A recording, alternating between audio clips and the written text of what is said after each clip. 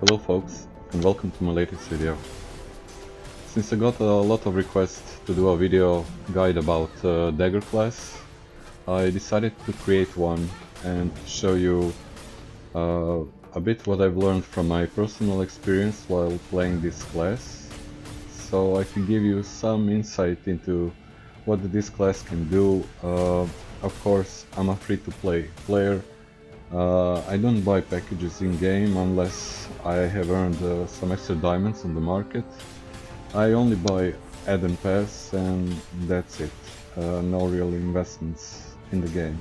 So this video will be from the perspective of free-to-play player, a player who has played on the Korea, and currently in this video you can see I'm at Korea servers.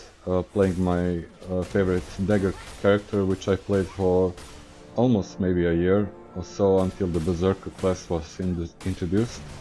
Then I switched to it because I felt it was more powerful than the Dagger class. So currently on global version of the game, we don't have Berserker, we have a Dagger, and people would want to pick it up because they played the old Lineage 2 game and they know how this class was really powerful there, but here it's a bit different. It's a mechanics a bit different from what you would expect. So first of all, let me show you the choices you can actually make when creating your Dagger class. Now you have 4 races to pick from. They're gender locked, so you have a human, you have an elf, a dark elf, and a dwarf. At the beginning, really doesn't make any difference which one you pick. The difference becomes more obvious as you reach level 20. So their stats here update. As you can see, some differences, and the Dagger uses strength and agility, and this is the build I've been playing with, strength and agility. Looking forward to Constitution whenever I can from the Codex or from gear to boost that HP points a bit more.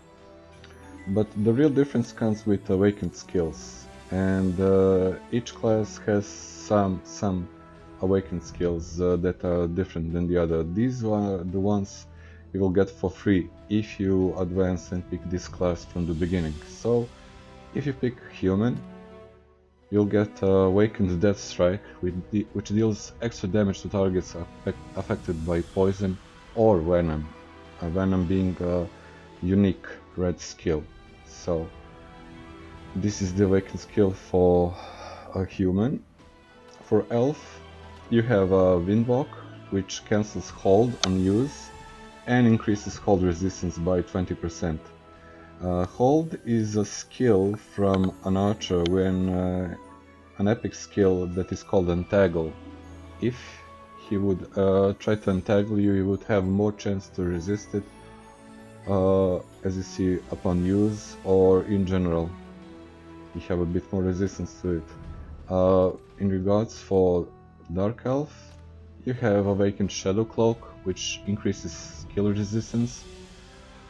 This is nothing special because daggers already have high skill resistance from the rare skill book, which I will show a bit later.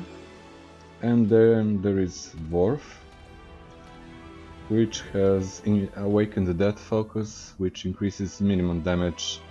That means that your minimum damage will always be a bit higher than what you have by default.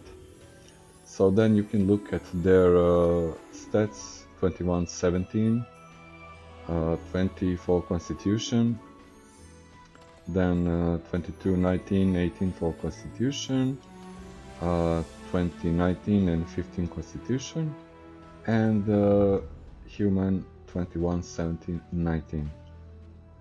So these are the classes you will obtain at level 40, the unique versions of your class.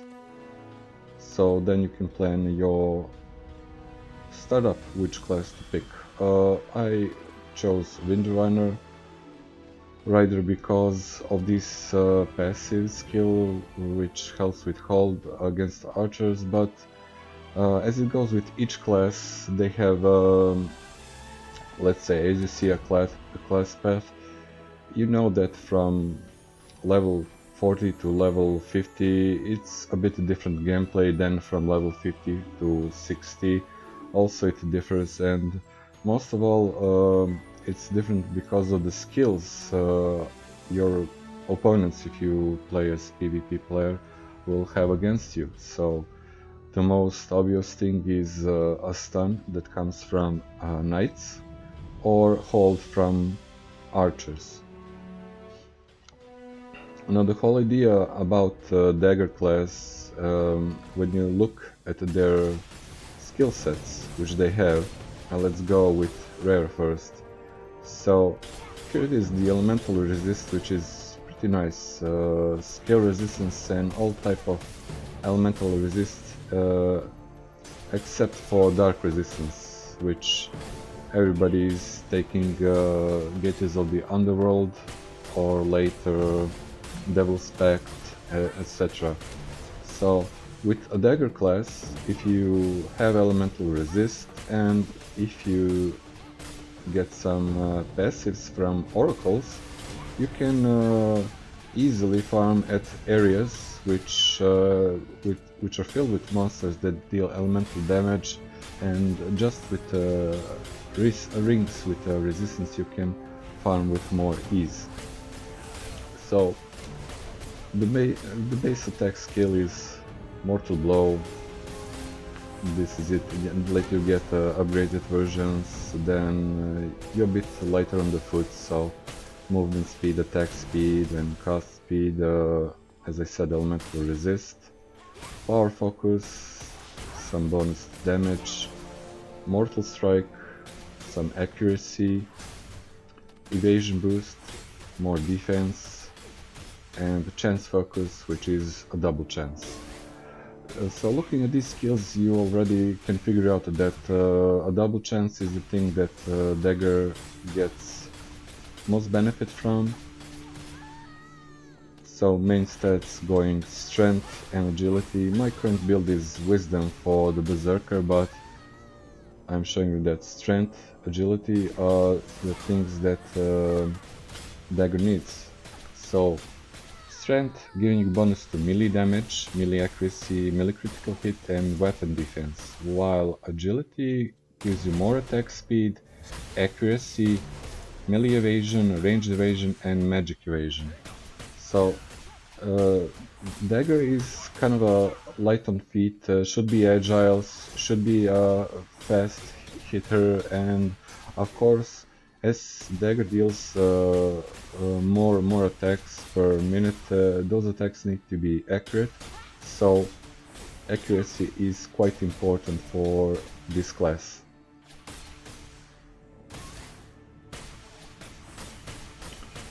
So by level 40 it really doesn't matter, you're not in comparison with, so to say, dual blades in regards to farming, because they would get some AoE, and Dagger still doesn't have any AoE by that time with rare skill books, and even with uniques, no real AoE skill comes into play. The first time you're introduced with AoE skill is with epic grade skills, and that would be Shadow Blade, which will make a clone of yourself, and as you can see, max 3 units excluding friendly targets, so it can do some AoE at this step. For a long time it will be a single target hitter. So after level 40 you're going to start buying some unique skills, and of course you should get all of them. And maybe the first one you should get is Windwalk, which increases your movement speed by 30%. And if you already picked a high elf, let me show you the awakened state of that skill.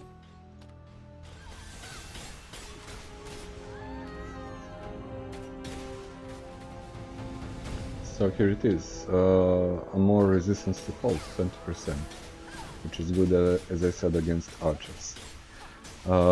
Since you are melee and if you are going to fight knights, the only way to increase your stun resistance is by going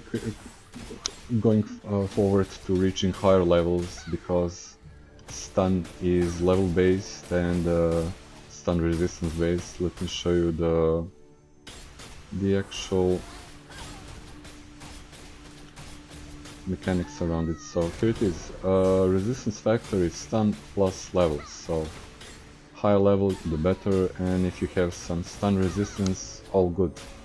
The best way you can get it on global version is to get Gorgon gloves, which have 5%, and then proceed to trying to get some codex entries filled for stun. So let's go back to skills and we start at unique. So all skills are equally important here. You need to get them all.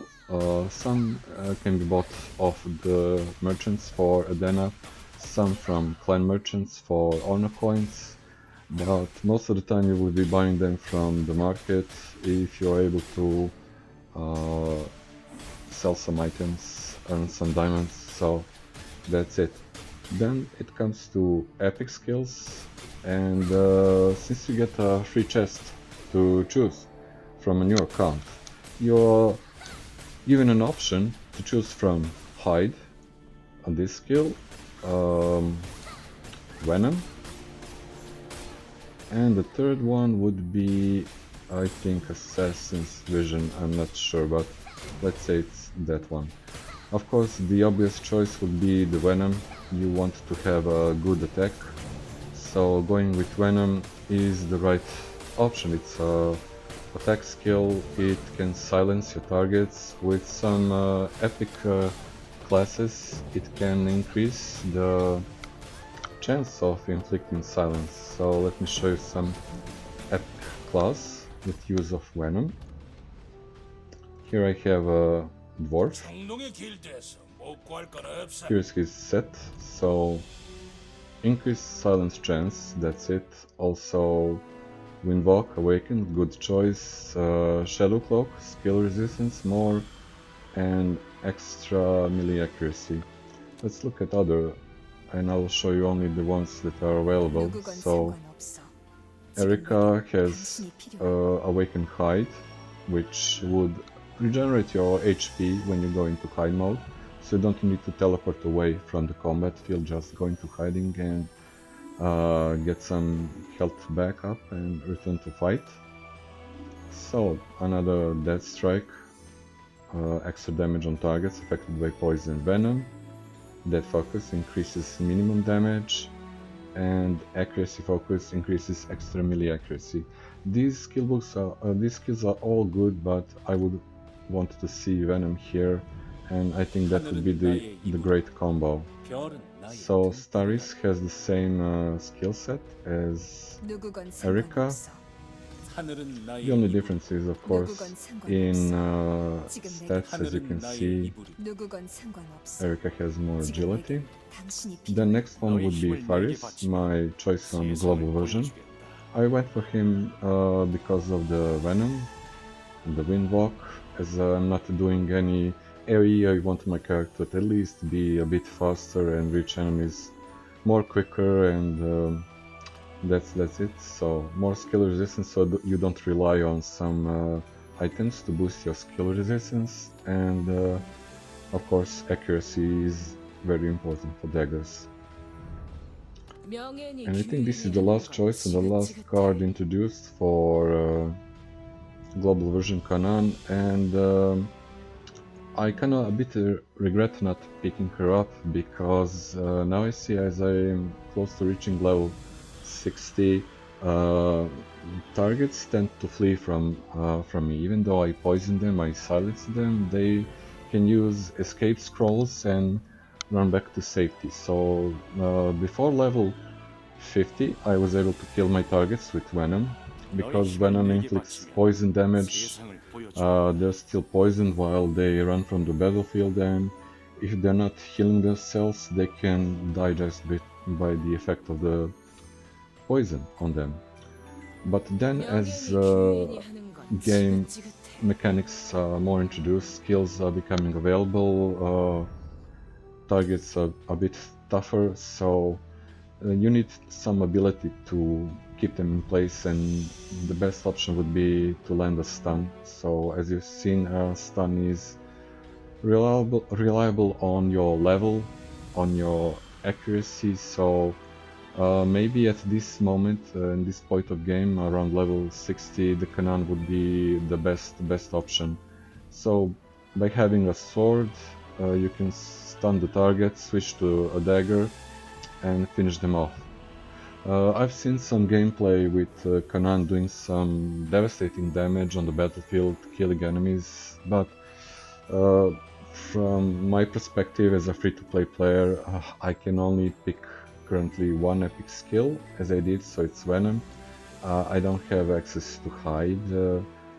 I will be able to get it maybe much later, so that's the down thing for me.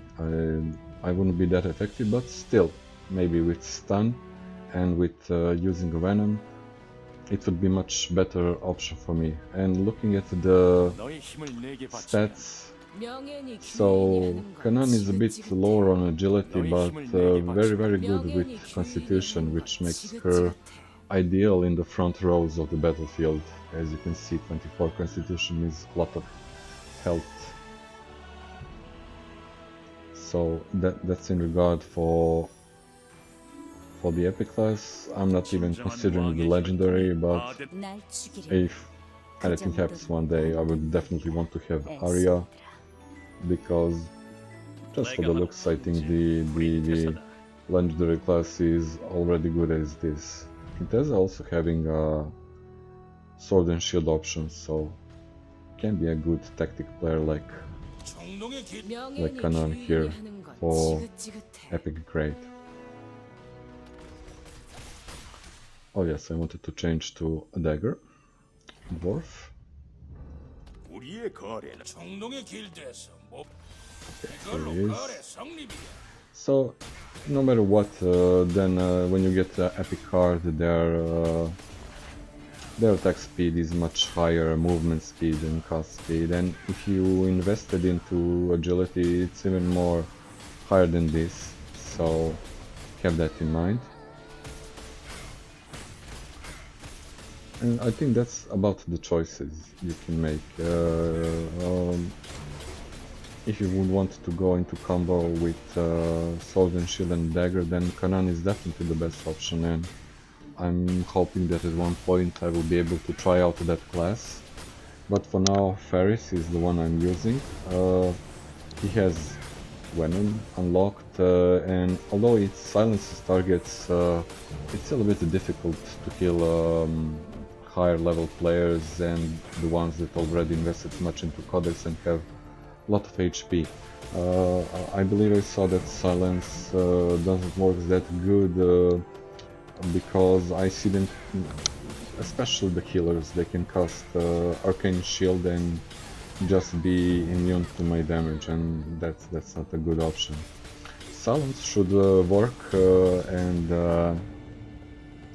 stop your opponent from using any skills. So they will not be able to use the teleport skill, but they will be able to use the escape scrolls and return, for example, to Clan Hall or just to town. So have that in mind. And let's talk a bit about gear. So as you can see, I'm still here using Dark Screamer because I didn't advance into this class further into game, but I believe that Dark Screamer is the best option you can get and the cheapest option you can get on global version. The thing you're looking for is that the dagger is unbreakable, so some certain mobs won't be able to break your weapon. You can farm overnight.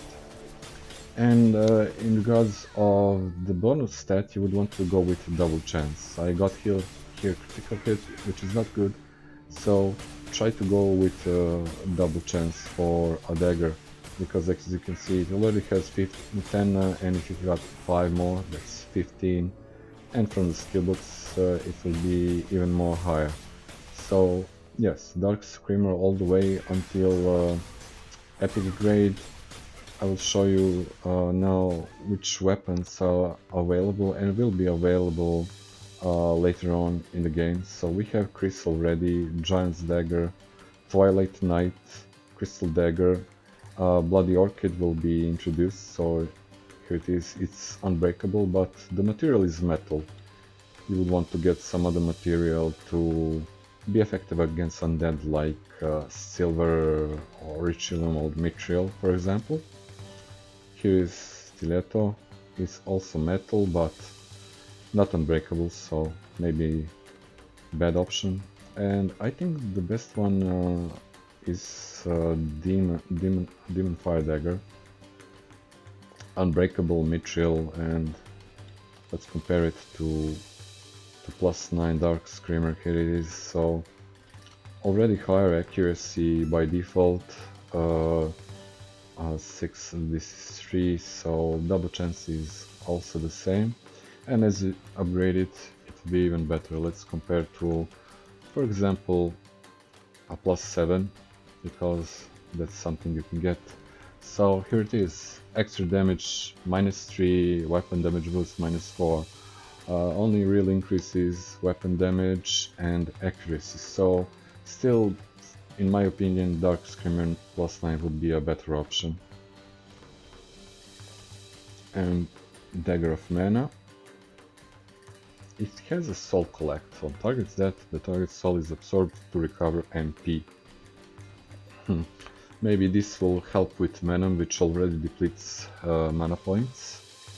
But I don't farm with Venom because it also consumes other material and it's not effective for farming. I only use it for PvP or when dealing with field or clan bosses. And then later on you will have an opportunity to craft your epic dagger. I believe it will be either Demon's Dagger, which is a better option in comparison to Archangel Slayer, which is not unbreakable, so should be a PvP weapon. As you see, Divine Punishment,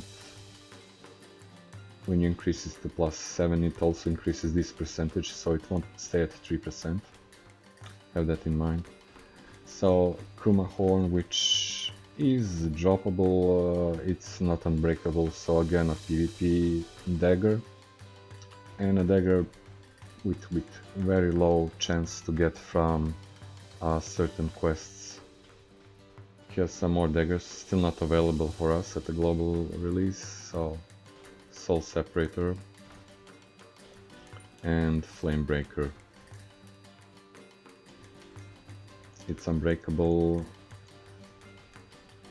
deals some Flame Buster damage. Here it is. So that's a thing about the weapon you would want to use. So for a long time, as I said, the Dark Screamer is still, as you can see, 35 diamonds on the Korea version, quite ridiculous. But that's because people are now buying legendary gear, and even the epic gear is equal to unique gear on global version by the comparison of prices.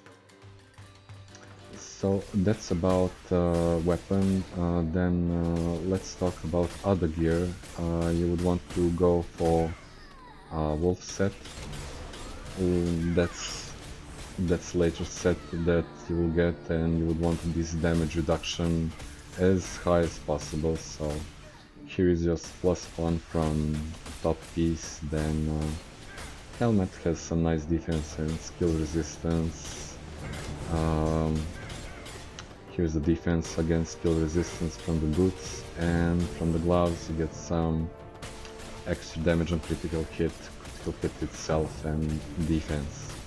Now on global version I was the first unique set that I was able to craft is Abaddon set, which turned out to be a good option for me from starting from level 40 up to level almost 60. And okay, let's maybe look at the crafting list, armor and the tops. So here it is, the Avedon, a nice mana recovery, intelligent, not so important for you, but have in mind that Avedon's safe point of enhancement is +6, so you can go +7 and have enough defense from this set just with this armor, and also get some mana recovery, which you would want to have at that point. I'm using currently Devil's Pact for Dark Resistance. I didn't craft any of these. Gloves, I got Evident Gloves at the beginning, so now as I'm close to level 60, I'm using Gorgon Gloves for more stun resistance. Also, each component from Evident set can safely go to +6. Have that in mind. Mine set is +7. Boots, Abaddon boots, also again mana recovery, and this is probably good investment, because if you have a alternative character which is a mage or a healer, you can pass this gear to them, so they can farm AFK if you want and have some mana recovery, which is really good. Helmet, I didn't craft any of those, but I'm thinking now about full plate, maybe trying to get, let's look at the market, so the helmet, maybe the implosion helmet, because of the agility, defense and accuracy. So I'm now slowly advancing and moving from that mana recovery problem and increasing my defense, my resistances. So Implosion Helmet will be the next thing I would probably buy. For the bottom part, probably will go with full plate for more constitution, and if I'm lucky, maybe Basilisk Skin defense and skill resistance. Let's look. Okay, we looked at helmet. The gloves, as I said, Gorgon gloves. Stun resistance 5%. The defense. Gorgon can also go safely to +6. You can try to get them a +7. Let's see. Yeah, here they are. +7 in comparison to Blue Wolf. Here it goes. So stun resistance, weapon defense, and defense kind of goes equally with Blue Wolf set. So good investment. Currently I think the prices are dropping for Gorgon gloves. You can get them for yourself. Top, I'm not sure. Maybe I'll try with full plate. Probably completely ignore the evidence set from this point and just go full plate, full defense, full skill resistance.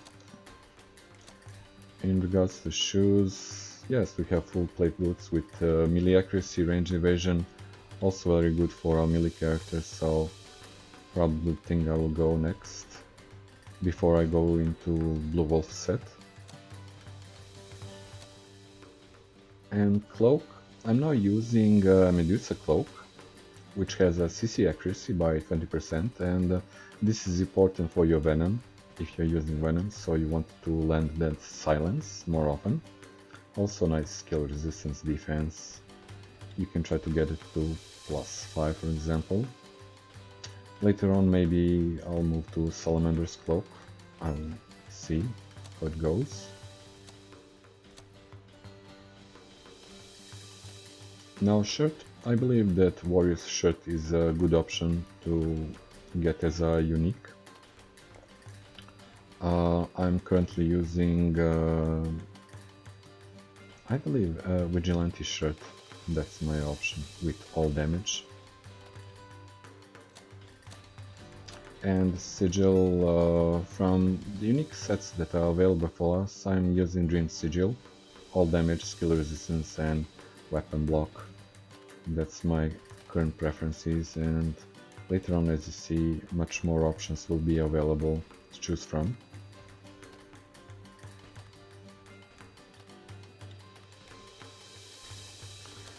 Okay, let's talk about accessories. The necklace that I'm using is currently a necklace of yearning because this is the necklace you can craft yourself and it has some cooldown reduction, also CC accuracy, which you would want to have with your Venom skill. So if you combine it with Cloak from Medusa and here, so you will get us 30%, which is pretty nice. Another good option would be maybe Pendraid necklace, also with cooldown reduction and some strength, but my current pick is Necklace of Yearning.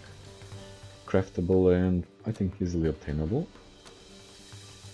Now, earrings, I'm using the set that Dragon's earrings, trying to get as much enhancement as possible. In regards to ring, I balance from elemental rings or I go with Phoenix ring, which has a nice defense and strength. Later on I will be probably using some other ring to increase my defense, like Royal Guard ring, which is available with the global release. And my second ring is Black Pearl ring with defense and skill resistance, so this is the one I'm currently using. Belt, I'm having Behemoth's leather belt, high defense, weight limit. Before that I believe it was belt of insolence, I believe. So yeah, not sure which one I will advance to, didn't think about it, but maybe. Let's see, Cerberus belt looks interesting. Bracelets, also using bracelets from the set you would get from the cash shop, and let's look at them. So my bracelets are +5, so accuracy, I would go always with these sets. And second one, as you can see, you can add 2 options with crystals, I mean soul stones. Here are the earrings.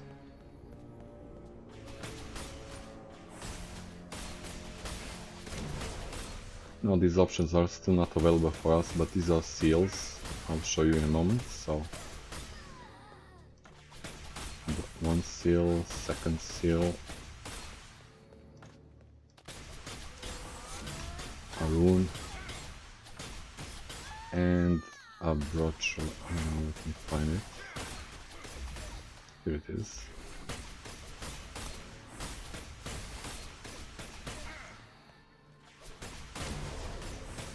So that's it about the gear, about skills, about classes, and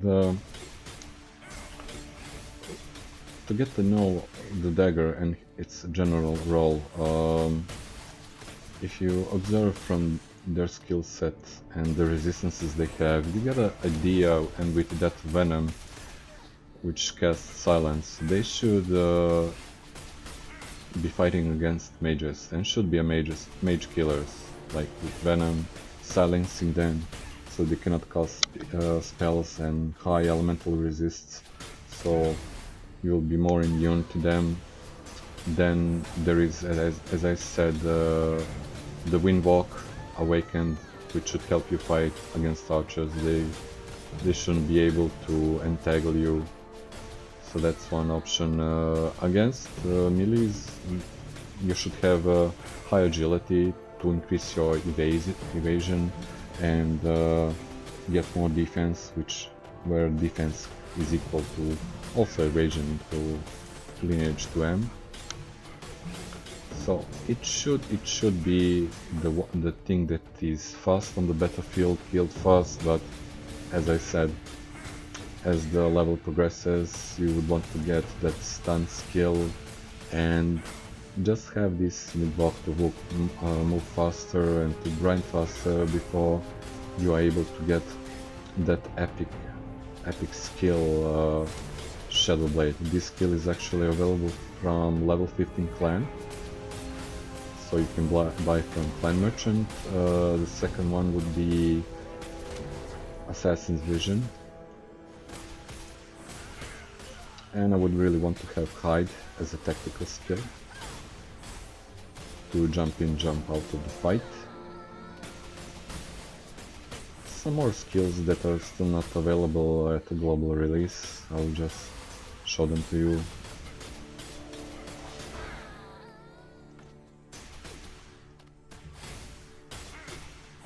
As you can see, a lot more skills. Reset movement is the thing we have, I believe. And with Oren update we will get Grand Dagger Mastery, so double chance all damage.